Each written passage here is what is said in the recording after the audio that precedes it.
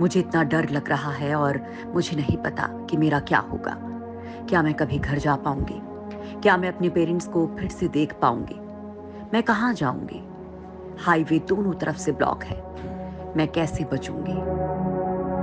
नमस्कार दोस्तों, ये आवाज तो हमारी है, लेकिन दर्द और जज्बा एक अफगानी महिला का है, जिसने अपनी पूरी कहानी गार्जियन की पत्रकार हिकमत नूरी को बताई है। दोस्तों, ये वीडियो पूरा देखेंगे तो आपकी रूह कांप उठेगी, दिल दहल उठेगा कि इस्लामिक आताताई कितने क्रूर और कितने वहशी होते हैं। दरिंदगी भी इनकी फितरत देखकर शर्म से पानी पानी हो जाएगी और हैवानियत का नंगा नाच इनके आगे खुद को कमजोर समझ बैठेगा।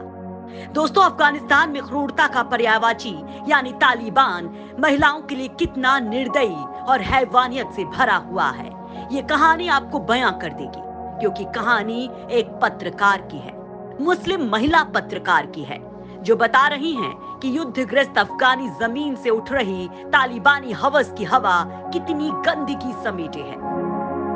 2 दिन पहले मुझे उत्तरी अफगानिस्तान से अपना घर, अपनी जिंदगी छोड़कर भागना पड़ा।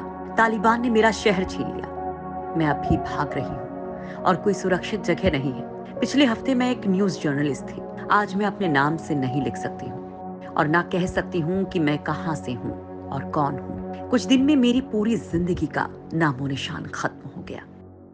मुझे इतना डर लग रहा है और मुझे नहीं पता कि मेरा क्या होगा। क्या मैं कभी घर जा पाऊंगी?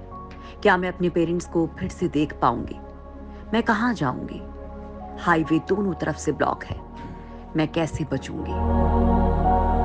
अपना घर और जिंदगी छोड़ने का फैसला प्लान नहीं किया था।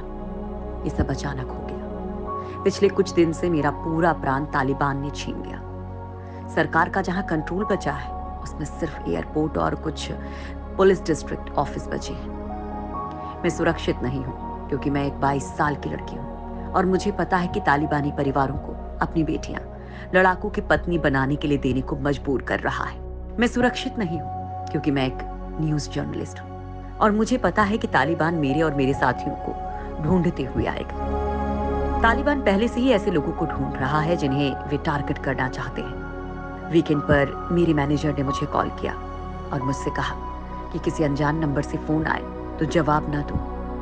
उन्होंने कहा कि हमें, खासकर महिलाओं को, छिपना चाहिए और अगर शहर से भाग सकें तो भाग जाएं। जब मैं पैकिंग कर रही थी, गोलियां और रॉकेट सुनाई दे रहे थे। प्लेन और हेलीकॉप्टर सिर के ऊपर से उड़ रहे थे। घर के ठीक बाहर गलियों में लड़ाई चल रही थी। मेरे अंकल ने मुझे सुरक्षित स्थान पर पहुंचाने की पेशकश की, तो मैंने फोन और चादरी उठाया और बस चल पड़ी। मेरा परिवार नहीं निकल सका, जबकि हमारा घर शहर की जंग में फ्रंट लाइन पर है। रॉकेट फायर बढ़ने के साथ उन्होंने मुझसे निकलने को कहा, क्योंकि उन्हें पता था कि शहर से बाहर निकलने के रास्ते जल्द ही बंद हो जाएंगे। मैंने उन्हें पीछे छोड़ दिया और अंकल के साथ भाग कर निकल आई। मैंने तब से उनसे बात नहीं की है, क्योंकि शहर में फोन ही नहीं काम कर रहे। घर के बाहर कोहराम मचा था। मेरे आसपास के इलाके से बचकर भागने के लिए बची मैं आखिरी युवा महिलाओं में से एक थी। मुझे घर के बाहर तालिबान के लड़ाके दिख रहे थे, सड़कों पर। वे हर जगह थे।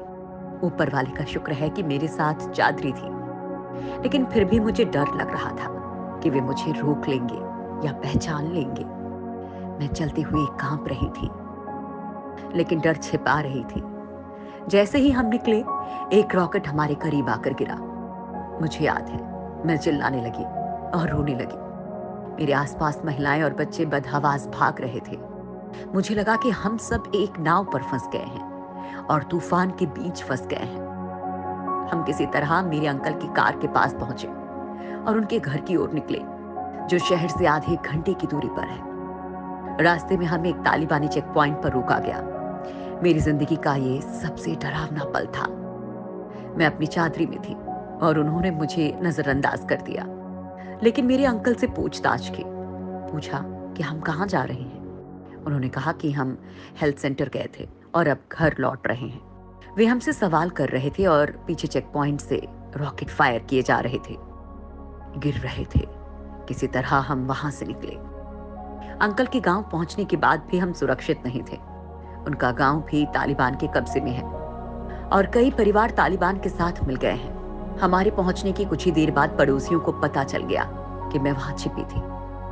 उन्होंने कहा कि तालिबान को पता चल गया है कि मैं शहर के बाहर हूं और अगर उन्हें गांव के बारे में पता चल गया तो वे सबको मार देंगे। मैं एक दूर के रिश्तेदार के घर के लिए निकली। हम चल रहे थे और मैं अपनी चादरी में थी, मेन रोड से दूर जहां तालिबान हो सकता था। अब मैं यही हूं। ये एक गांव है और यहाँ कुछ नहीं है, ना पानी, ना बिजली, फोन सिग्नल भी नहीं, और मैं दुनिया से कट गई हूँ। जिन महिलाओं और बच्चियों को मैं जानती हूँ वे भी सुरक्षित जगहों पर भाग गई हैं। मेरे दिमाग से मेरे दोस्तों, मेरे पड़ोसियों, साथियों और अफगानिस्तान की महिलाओं का ख्याल नहीं निकल रहा है। मीडिया में मेरी सभी महिला साथी डरी हुई हैं, ज्यादातर शहर से भाग गई हैं और प्रांत से बाहर निकलने की कोशिश कर रही हैं, लेकिन हम पूरी तरह से घिरे हुए हैं। हम सब ने तालिबान के खिलाफ मुंह खोला था और अपने जर्नलिज्म से उन्हें गुस्सा कर दिया। फिलहाल सब कुछ तनाव से भरा है। मैं सिर्फ भाग सकती हूँ और उम्मीद कर सकती हूँ कि प्रांत से बाहर निकलने का रास्ता जल्द ही खुल सके। प्लीज मेरे लिए दुआ करें।